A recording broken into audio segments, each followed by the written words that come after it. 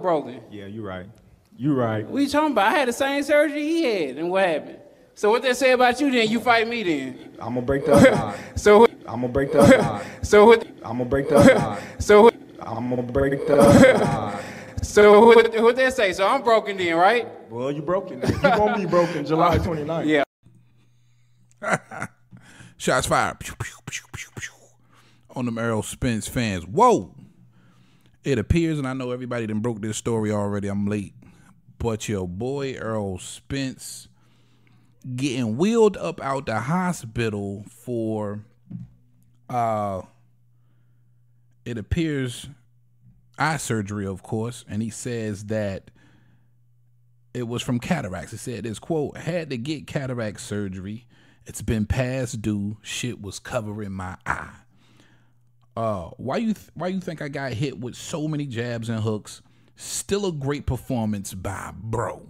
And quote, oh, I ain't gonna front y'all. This feels like more excuses.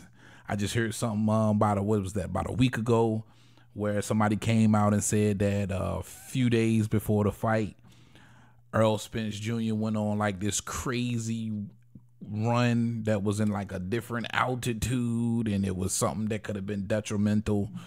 Listen, man, for as long as we waited on this fight, I truly believe the best products from both men entered the ring that night, and it was just a wash. But it also looks like Bud Crawford collected that eye.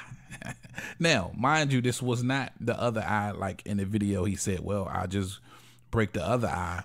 This was the same eye that he had surgery prior to the Dennis Ugas fight, when he had the fight set up with Manny Pacquiao, and he had to pull out of that fight in order to have eye surgery, the retina surgery on that right eye. And it looks like that right eye needed surgery again. And this time he's basically saying to scrape some of that cataract off of his eye because he couldn't see.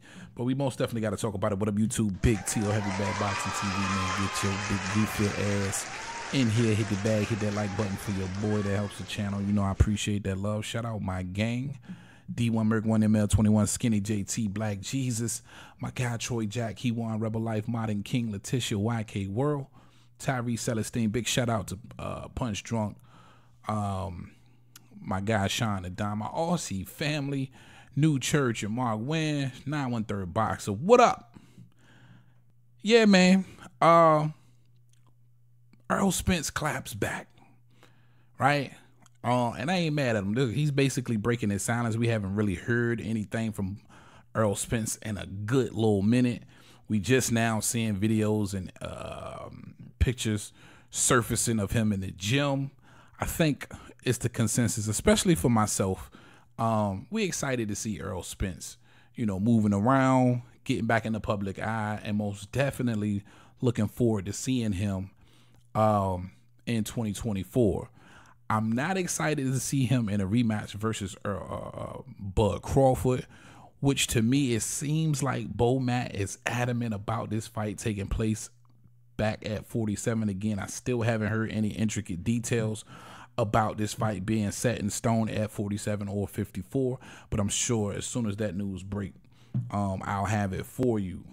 So not necessarily excited to see him against Bud again. I really truly do. Cataracts, altitude jogs, I don't give a damn what it is. I just think it's the same outcome. I do believe he's tailor-made. Like I told you guys prior to the fight, I felt like he was tailor-made for Bud Crawford. But, you never know. But again, for me, just not excited. But I am excited to see what he would do at 54 versus a lot of, great competition out there. Now, a fan took to Twitter to call him a one-trick pony once they got wind of the eye surgery that he posted on his Instagram. And a lot like me, I think a lot of people, Errol Spence fans, detractors or whatever, haters or whatever, they probably feel like, hey, he's putting this out here because he really didn't have to, but he's putting this out here to let everybody know, like, listen, I really had some issues in that fight. So again, that could come off as being some sort of an excuse, right? And I got all of the respect in the world for Errol Spence, but I'm just calling it what it looks like. And one fan said, listen, he was just way better than you. You a one-trick pony. And Errol Spence took the time out of his day to reply. He said, listen, let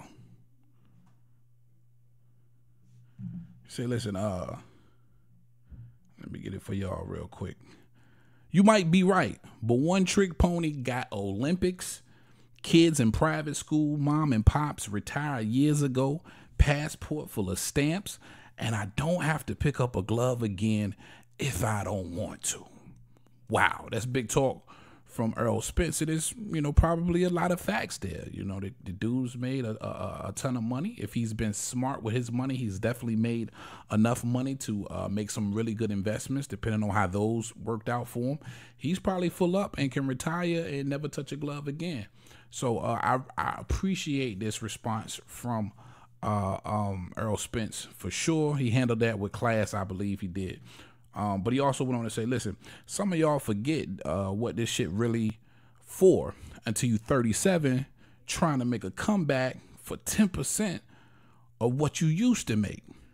Then he goes on to say, listen, all that said, you can kill the retirement shit. Yeah, I got my ass beat. Shit was past due.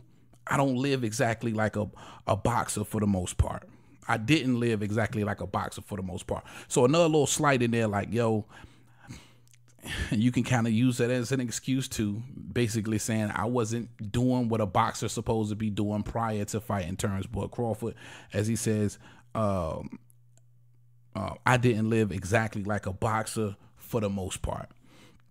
And the last thing he says, listen, they asked me, did I want to do the presser? Showed up with no glasses, no sunglasses, answered all the questions, head up, gave bruh a hug for the ass whooping, good shit, and dipped. And that's what I respect Errol Spence for. And I would only tolerate so much, punching down on my boy, because at the end of the day, bro showed mad class, mad respect. He showed up to the presser. Normally, niggas got the big crazy sunglasses on, you can't see. He ain't had no sunglasses, answered all of the questions, and was man enough to give Bud Crawford his just due, his respect, dapped him up. And you got a lot of cats that run right out of the ring, don't show up to the presser, talk all that shit and bounce. But he was there. He did what he was supposed to do, and you can't do nothing but give Errol Spence all the credit in the world for sure. But with that being said, this feels like, I got some excuses for y'all. Check these out. But I can't appreciate the clap back at the fan.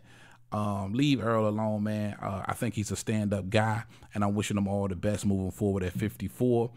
With the Virgil Ortiz out there, the Tim Zoos out there, of course, Charlo, we probably won't see him no time soon, but it is some fights to make for Errol Spence at 54. Even a Sebastian Fundora, what can you do with the Towering Inferno? Or a Brian Mendoza. I would love to see all these fights from Errol Spence in the future.